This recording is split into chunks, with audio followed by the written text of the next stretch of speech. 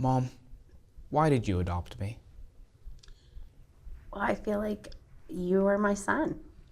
And a long time ago, your dad and I, we made a decision on how our family was going to be formed. We talked about if we wanted to have a biological family formed through biological means, right? Mm-hmm. And we made a conscious effort that wasn't the route that we wanted our family to be formed through. And so when we heard about you, I knew immediately that you were my son. I know that people laugh when people say, well, I know that God told me something. And I've never heard the audible voice of God ever say Melissa or anything like that to me. But if there was ever a time that was probably the closest to an audible voice, it was probably then. And I adopted you because I love you. You completed our family the first time. Your sister completed it and put the period at the end of the sentence the second time. But you brought a completion to us that we never knew before. If our roles were switched and you were the parent, what would be the first thing that you would do and why? Panic. Okay, after the panic sets in. I'd probably call my parents and ask them what to do and get advice on how to do it. What's one experience you wish I never had? Wow.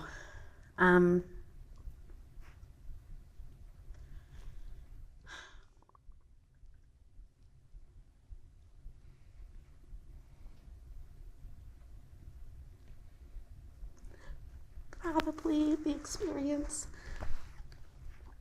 at the school, because I think that it shaped you. Hopefully it shaped you in a way that as a young man, you're going to move forward and value kindness. And I think that racism that you experience in a really small town, and the trauma that's associated with that,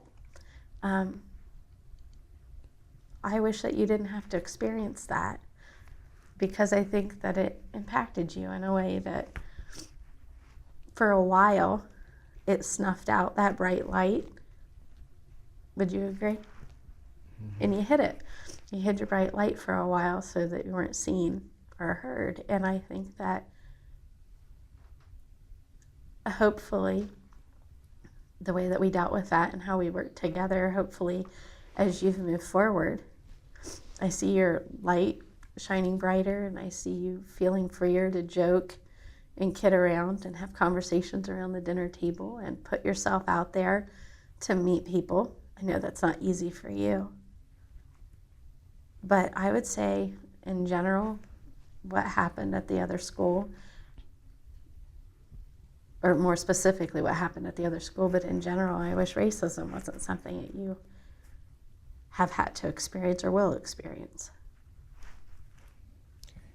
When I was having the issue with racism at the other school, and you took it up with the board and everybody, and you got really mad and you went and talked to a lot of people, and the school started treating me differently. But there's another little kid that I'm very close with who his family can't do that, and they're afraid to do that because they don't have the same skin color that you do, and they won't treat him any different because of his skin. How do you feel about that? I feel bad because I really care about him, and I don't like the things that happened to him that he doesn't talk about, or that he goes on to tell me later. And it really makes me sad and hurt. Does me too. I think that was a hard part about when we left. Leaving him behind. Leaving him behind. And it was a hard decision to make because we want you to have a happy childhood and we want you to go to school free of fear and intimidation based on the color of your skin. And we wanted to stay and fight, but you have to make a decision on when it is crossing over to harm mental health and physical health. And that was a really hard decision. But it couldn't be about staying just out of pride, because if it was about staying about being stubborn and being proud, we'd still be there. Mm-hmm. But it wasn't. It was about making a hard decision to go forward. Do you think it helps now that we're in a school district where kind of a lot of families are multiracial, multicultural, and it's not as big of a deal to maybe the kids that you go to school with? Well, I think so, but people sometimes act like I don't fit in because I don't sound like them or really act the way they want me to act. How do you feel when you're around them? Like when you're around the kids who you say that they don't think that you fit in because you sound differently or you present differently, how's that make you feel? Like the odd ones out. So I just leave it be and go on to find something else to do. Does it make you question like about what it means to be Black in a white family? Yeah, it really makes me think about who I could have been or how I could have been. But what about all the times that people used to ask us why I was white and you were Black? Like, how did that make you feel when people would just come up and ask us? People we had no business knowing. Do you remember when we were at Lake Park swimming? That one lady who asked where you got us from. Yeah, where did we get you from? Mm-hmm. When people ask questions, even though they're not trying to be insensitive, how does that make you feel? Like I want to disappear, kind of, or that I want to change what I look like so that people don't have to ask that question. Because when they ask that question, they want to know what's your reason and where, not why, where. When was the last time you seriously questioned the way that you think, and how did you grow from it? I kind of hit on this before, but I think that I seriously questioned myself 2 summers ago when I stepped down from the church and stopped preaching. And that came as a result of some pretty harsh racism. And I grew up in an all-white church. I grew up in an all-white town. I thought that that place was a safe place to take my family and to raise my family. And I felt like the rug was jerked out from underneath of my feet when things were happening to you and your sister that I don't remember being a part of my childhood. And that was selfish on my part because the childhood I had was way different because of the color of skin I have. That neighborhood and that town have a lot to offer, or they did when I was a little kid, but I fit in real well there. And I thought that they were going to embrace us the same way and that you were going to have that same type of experience. And I really had blinders on. And so when that happened, it made me question the church I'd belonged to all my life. It made me question my faith. It made me question all the Bible stories that I had been told. And, you know, it made me go back to even look at the first Bible I was ever given. And Moses was really white. And Jesus was white. And all of those different things that we never talked about. And it rocked my world. And it shook me for, I'm going to say, a good couple of years. And I feel like now, starting to get my feet back underneath of me about that. Okay. Did I answer your question? Yes. What advice do you have for other kids going through a similar situation like yours? Let's see.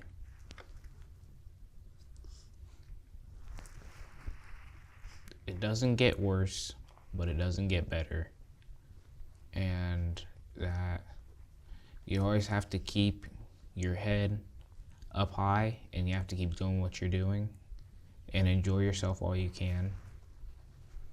And just don't let the negativity get to you, because it really hits hard. And sometimes you won't be able to get out of it. How long do you think it took you to get to a place where you can finally say that?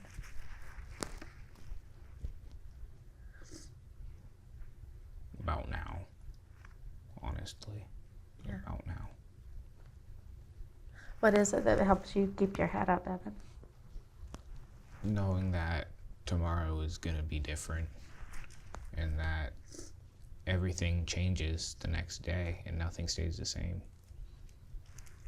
Yeah, every day's kind of a new day. Okay.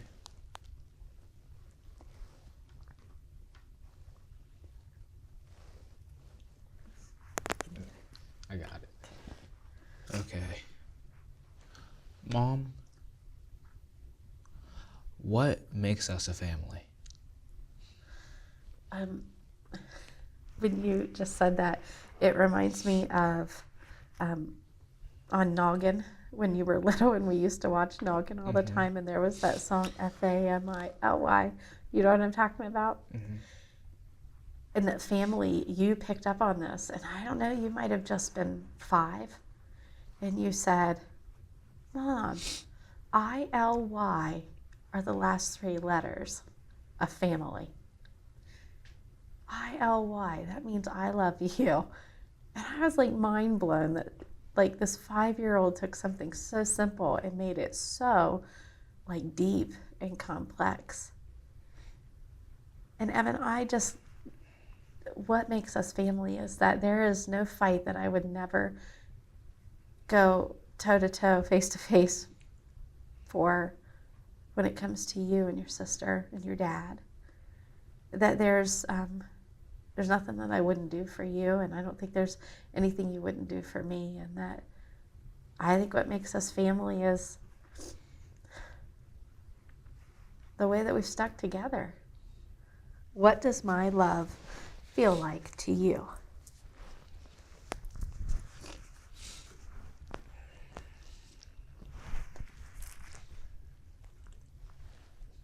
It just feels like something that I can come to whenever I need it, that will keep me warm and make me feel safe. No matter what happens, or no matter what problems I'm having, I know I can always come to that, and that it will never go away, and it will never shut its doors to me. I don't know that there's a way, Evan, that I could ever tell you how much that I love you and your sister. I don't know that there's a word. Love seems like a really inadequate way for me to be able to describe that. And my mom always used to tell me that, well, Nan and Pat both used to say that being a parent is like having your heart outside of your body, walking around unprotected. And that is so true. And what about my love? What does it feel like to you? Probably feels, if I'm being honest, I think that the way I know God loves me is because of you. So when and I've told you before that if I've ever questioned if God was real, he is real, because my whole heart's cry was always to be, I wanted to be a mother, and I felt really honored that he picked me to be your mom. And so when I think about you and what your love feels like and being your mom, it affirms to me that God's real. I don't know if that really makes sense or not, but I would feel the same way, that I know that we're a lot alike. We butt heads a lot of times, but you know, you and I connect on a way different level than that I can even explain.